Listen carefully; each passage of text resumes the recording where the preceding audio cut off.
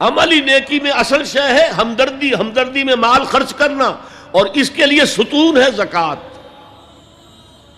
کم سے کم یہ 2.5% تو نکالو، بوتل کا کارک تو کھل جائے، پھر اور بھی دو، اور بھی دو، اور بھی دو۔ یہ تو obligatory ہے، یہ تو فرض ہے، یہ تو لازم ہے۔ لیکن مقصد کیا ہے؟ اس کو جو سمجھ لیا بس یہی زکوٰۃ ہی ہمارے ذمے میں ہے، وہ بڑے مغالطے میں۔ حضور نے فرمایا صلی اللہ علیہ وسلم، ان فی المال حقا سوى الزکوٰۃ، اے مسلمانوں یہ نہ سمجھنا کہ بس زکوٰۃ ادا کر دی تو تمہارے مال کا سارا حق ادا ہو گیا۔ ان فی المال حقا سوى الزکوٰۃ، تمہارے اموال میں حق ہے اللہ کا زکوٰۃ کے علاوہ بھی۔ اور پھر آپ نے یہ آیت پڑھی، وَآتَى الْمَالَ عَلَىٰ حُبِّهِ ذَوِي الْقُرْبَىٰ وَالْيَتَامَىٰ وَالْمَسَاكِينَ وَابْنَ السَّبِيلِ وَالسَّائِلِينَ وَفِي الرِّقَابِ وَأَقَامَ الصَّلَاةَ وَآتَى الزَّكَاةَ۔ یہاں آتا زکوٰۃ تو ہے ہی ہے، اس سے پہلے جو آ رہا ہے یہ سرپلس ہے، اس سے آگے کی بات ہے، یہ ایڈیشنل ہے۔ اسی لیے جب انفقوا انفقوا انفقوا انفقوا انفقوا کی جو تکرار ہوتی ہے قرآن مجید میں، تو ایک جگہ پھر سوال کیا صحابہ نے، کتنا خرچ کریں حضور؟ فرمایا قل العفو، کہہ دو جو بھی ضرورت سے زائد دے ڈالو، don't accumulate, don't retain any thing.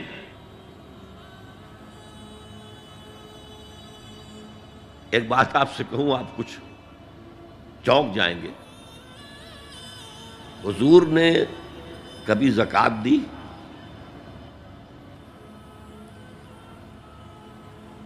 کبھی نصاب کے بقدر پیسہ آپ کے پاس جمع ہوا کہ آپ پر زکوٰۃ واجب ہوتی؟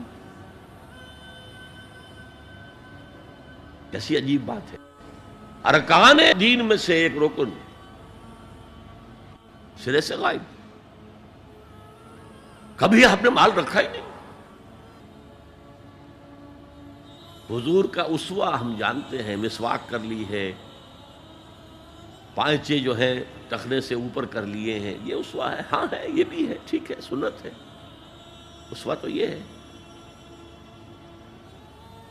اور صرف آپ کا نہیں، جنہیں ہم کہتے ہیں فقراء صحابہ،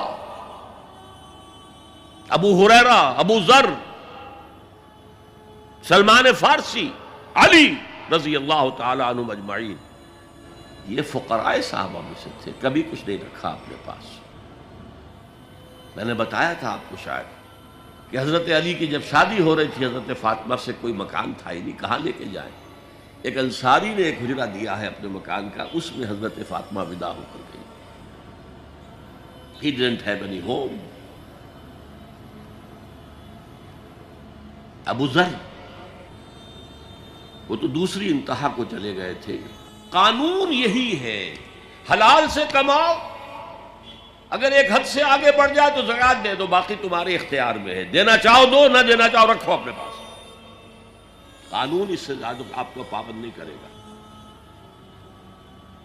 کبھی بھی آپ نے جبر نہیں کیا، ایمرجنسی میں بھی جبر نہیں کیا۔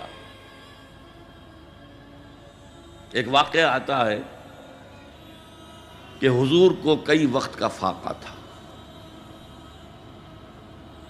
تھوڑی دیر کے بعد حضرت ابو بکر آئے، آپ نے چہرے سے پہچان لیا کہ فاقے سے۔ پھر حضرت عمر آئے، پہچان لیا کہ فاقے سے۔ شاید حضور خود اپنے لیے نہ اٹھتے نہ جاتے، اپنے دونوں ساتھیوں کو لے کر ایک انصاری کے باغ میں پہنچ گئے۔ انصاری کی عید ہو گئی، فوراً لا کر اس نے کچھ کھجوریں، کچھ انگوروں کے گوشے رکھے۔ اس کے بعد وہ دوڑا چھری لے کر کسی جانور کو ذبح کرنے کے لیے۔ یہ ساری تفصیلیں میں کیا بتا رہا ہوں؟ مال یہ نہیں تھا کہ مدینے میں سبھی فاقے سے تھے، موجود تھے جن کے پاس مال تھا، لیکن جبراً آپ نے کسی سے کچھ نہیں لیا۔ جب وہ چھری لے کر چلا، فرمایا دیکھنا کسی دودھ والے جانور کو نہ ذبح کرنا۔ بہرحال کچھ دیر کے بعد وہ گوشت پکا کر لایا، روٹیاں رکھیں۔ اس کے بعد حضور نے ایک روٹی پر چند بوٹیاں رکھ کر کہا یہ عائشہ کو دے آؤ، اسے بھی کئی وقت کا فاقہ ہے۔ اور پھر حضرت عمر کی طرف رخ کر کے کہا عمر یہ ہیں وہ نعمتیں جس کا حساب دینا پڑے گا اللہ کے ہاں۔ وَأَمَّا بِنِعْمَةِ رَبِّكَ فَحَدِّثْ، اور یہ جو فرمایا گیا الہاکم التکاثر میں نعمتوں کا حساب لیا جائے۔ وَلَتُسْأَلُنَّ يَوْمَئِذٍ عَنِ النَّعِيمِ، فرمایا یہ نعمتیں ہیں۔ تو یہ ہے اصل میں انفاق کا معاملہ، آپ کے اس پر چھوڑ دیا گیا ہے۔ جتنا بھی آپ میں جذبہ ہے، جتنا بھی آخرت کا یقین ہے، اتنا ہی آپ پسند کریں گے کہ آخرت کے بینک میں جمع کرائیں، یہاں کے بینکوں میں کیوں جمع کرائیں؟ یہاں کتنا دے دیں گے آپ کو؟ 10%، 20%؟ وہاں 700% ملتا ہے۔ 700% نہیں، 7000، 700 گنا۔ Why to keep it in these banks؟ حضرت مسیح کا جو پہاڑی کا واس بہت مشہور ہے، سرمن آف دا ماؤنٹ، بڑے پیارے الفاظ ہیں۔ میں آپ سے اپنا تاثر عرض کیے بغیر نہیں رہ سکتا۔ جہاں تک مواعظ کا تعلق ہے، جو حضرت مسیح کے مواعظ آئے ہیں ان سے اونچے واعظ کوئی ممکن نہیں۔ اسی میں یہ جملہ بھی ہے، دیکھو اپنا مال زمین پر جمع نہ کرو، جہاں چوری بھی ہوتی ہے ڈاکہ بھی پڑتا ہے، کیڑا بھی خراب کرتا ہے۔ آسمان پر جمع کرو جہاں نہ چوری کا اندیشہ، نہ ڈاکے کا خوف، نہ کیڑا خراب کر سکے۔ اس لیے کہ میں تم سے سچ کہتا ہوں کہ جہاں تمہارا مال ہوگا وہیں تمہارا دل ہوگا۔ مال یہاں ہوگا تو دل اٹکا ہوا ہوگا، اور فرشتے اس طرح گھسیٹ کر کھینچیں گے آپ کی جان کو جیسے کہ سیخ پر سے کباب کھینچا جاتا ہے۔ اور اگر دل وہاں لگا ہوا ہے جس کے لاکھوں کروڑوں ڈالر سوئس بینکس میں جمع ہیں، اسے کہا جائے نکل جاؤ پاکستان سے، اسے کوئی تکلیف ہوگی؟ نکل جاؤ فلاں ملک سے، ملک بدل کرتے تمہیں کیا تکلیف؟ میرے بینک کے اندر پیسے ہیں۔ البتہ جس کا باہر کچھ نہ ہو، اسے اگر یہ دی جائے سزا تو اس کی تو جان پر بن جائے گی۔ تو یہ ہے انفاق کا معاملہ۔ اس میں یہ دو جو ہے، ایک قانونی سطح ہے۔ قانونی سطح یہ کہ حلال ذریعہ حرام نہ ہو، سود نہ ہو، جوا نہ ہو، فحاشی کو ذریعہ نہ بنایا جائے، منشیات کو ذریعہ نہ بنایا جائے کمائی کا۔ اور جو بھی آپ کے پاس ہے، آپ نصاب کی سطح کے اوپر آ گئے تو 2.5% زکوٰۃ دے دو۔ قانون اس سے آگے آپ سے مطالبہ نہیں کرے گا، اگرچہ فقہاء نے یہ فتویٰ دیا ہے کہ اگر کسی وقت جو فقراء ہیں ان کی ضرورتیں زکوٰۃ سے پوری نہ ہو سکیں تو اس وقت کا امام، اس وقت کا خلیفہ، وہ زبردستی بھی عمراء کے مال میں سے مزید لے سکتا ہے زکوٰۃ کے علاوہ۔ لیکن کمال یہ ہے محمد رسول اللہ صلی اللہ علیہ وسلم کا کہ نہایت جان گسل تحریک جو تھی، انقلابی تحریک، اس میں بھی کبھی آپ نے جبر سے کام نہیں لیا۔ یہ آپ کے چوائس پر ہے۔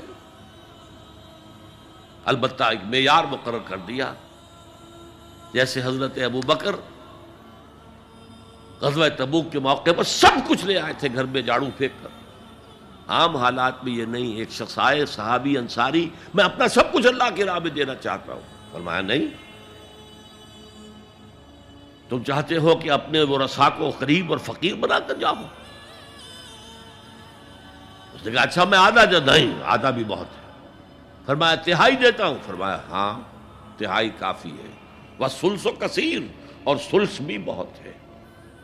اور یہی قانون ہے وراثت کا، آپ ثلث سے زیادہ، 1/3 سے زیادہ کی وصیت نہیں کر سکتے۔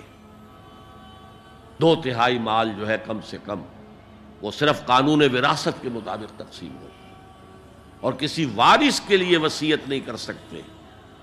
ایک بیٹے کو اس کا حصہ بھی مل جائے اور پھر مزید جو ہے وصیت نہیں، وارث کے لیے لا وصیت لوارث۔ تو یہ ہے زکوٰۃ، در حقیقت اس جذبہ انفاق کو سپورٹ دینے والی شے. کم سے کم یہ تو دو. بوتل کا کارک کھل جائے گا تو مزید بھی نکل آئے گا اس میں سے. وآت المال على حبه ذوي القربى واليتامى والمساكين وابن السبيل والسائلين وفي الرقاب وأقام الصلاة وآتى الزكاة.